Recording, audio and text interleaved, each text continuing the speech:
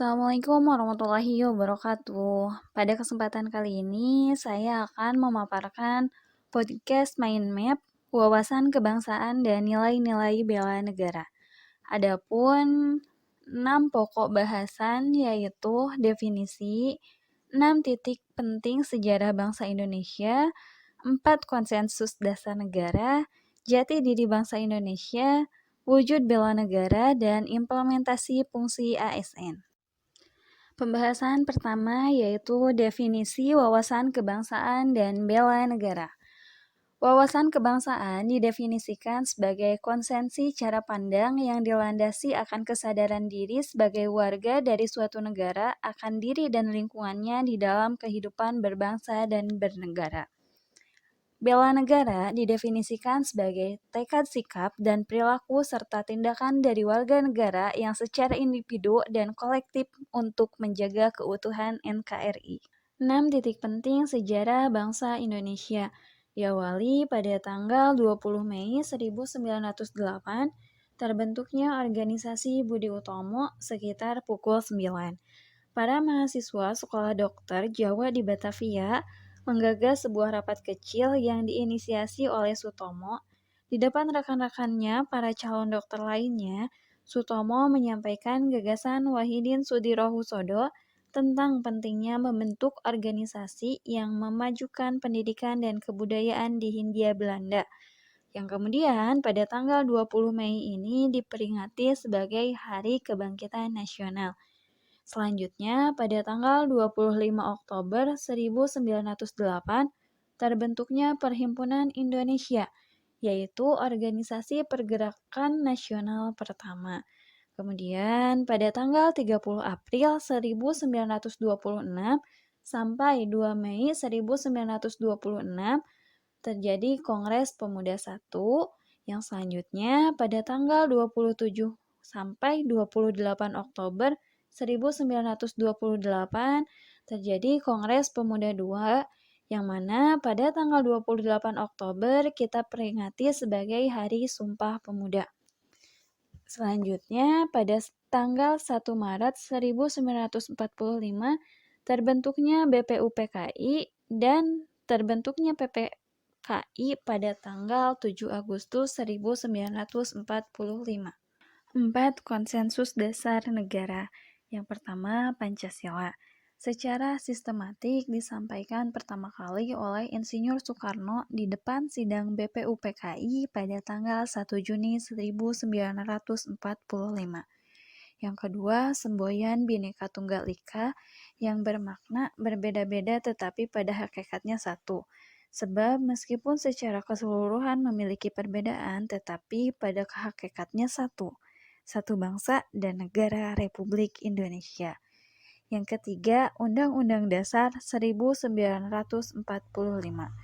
Naskah UUD 1945 dirancang sejak 29 Mei sampai 16 Juli 1945 oleh BPUPKI dan yang terakhir NKRI. Keberadaan NKRI tidak dapat dipisahkan dari peristiwa proklamasi kemerdekaan 17 Agustus 1945. Jati diri bangsa Indonesia. Yang pertama, bendera Negara Kesatuan Indonesia, selanjutnya disebut bendera merah putih, berbentuk 4 persegi panjang dengan ukuran lebar 2/3 dari panjang, serta bagian atas berwarna merah dan bagian bawah berwarna putih. Kedua bagian ukurannya sama, merah artinya berani dan putih artinya suci. Yang kedua, Bahasa Negara Kesatuan Republik Indonesia, selanjutnya disebut Bahasa Indonesia, adalah bahasa resmi nasional yang digunakan di seluruh wilayah NKRI. Yang ketiga, Lambang Negara Kesatuan Republik Indonesia, yang selanjutnya disebut Lambang Negara, adalah Pancasila dengan semboyan Bhinneka Tunggal Ika. Lambang Negara Kesatuan Republik Indonesia berbentuk Garuda Pancasila yang kepalanya menoleh lurus ke sebelah kanan, perisai berupa jantung yang digantung dengan rantai pada leher Garuda, dan semboyan Bhinneka Tunggal Ika ditulis di atas pita yang dicengkram oleh Garuda. Yang terakhir, lagu kebangsaan Negara Republik Indonesia yang selanjutnya disebut lagu kebangsaan adalah Indonesia Raya. Lagu kebangsaan adalah Indonesia Raya yang digubah oleh Wage Rudolf Supratman. Wujud bela negara. Yang pertama, cinta tanah air. Misalnya, menjaga tanah dan perkarangan serta seluruh ruang wilayah Indonesia, salah satunya dengan cara tidak membuang sampah sembarangan dimanapun berada.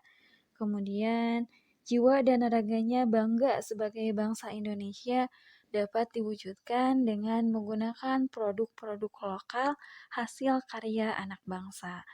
Yang kedua, sadar berbangsa dan bernegara, misalnya ikut serta dalam pemilihan umum.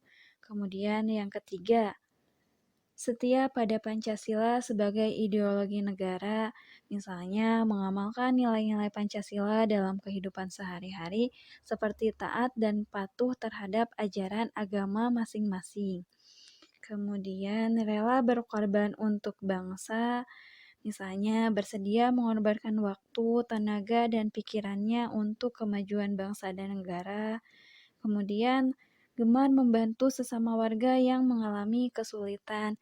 Misalnya ketika dalam pembelajaran di kelas ada siswa yang mengalami kesulitan belajar, maka diberikan bimbingan sampai siswa tersebut dapat mengatasi kesulitannya. Dan yang terakhir, kemampuan awal bela negara bisa diwujudkan dengan gemar berolahraga dan senantiasa menjaga kesehatannya, berolahraga secara teratur, dan makan makanan yang sehat. Implementasi fungsi ASN. Yang pertama, menerapkan ideologi Pancasila dalam kehidupan sehari-hari. Yang kedua, melaksanakan tugas dengan jujur, adil, dan tuntas. Yang ketiga, mendedikasikan diri untuk mengabdi secara profesional. Dan yang terakhir, menjadi perekat dan pemersatu bangsa.